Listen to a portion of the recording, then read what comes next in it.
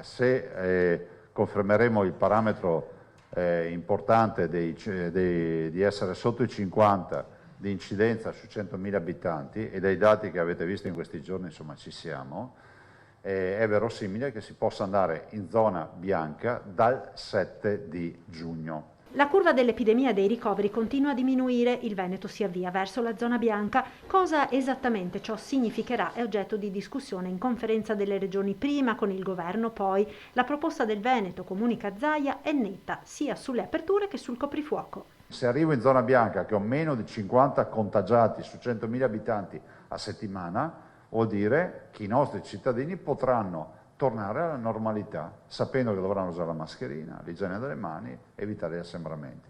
Punto.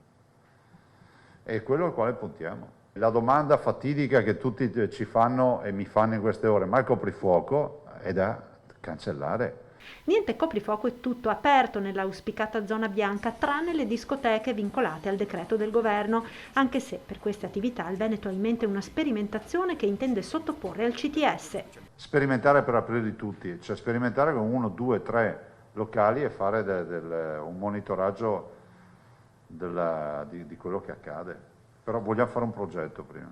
Intanto continua la campagna vaccinale, anche se non al ritmo che si vorrebbe. Oggi sono arrivate 167.000 dosi Pfizer, lunedì 29.000 di Moderna e 10.000 di AstraZeneca.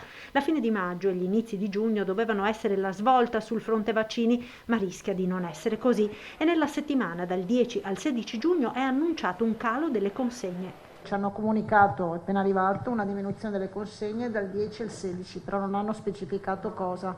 Erano previsti oltre 259.000 vaccini, quanti ne arriveranno non si sa, e questo ovviamente rischia di costringere a cambiare in corsa il calendario vaccinale.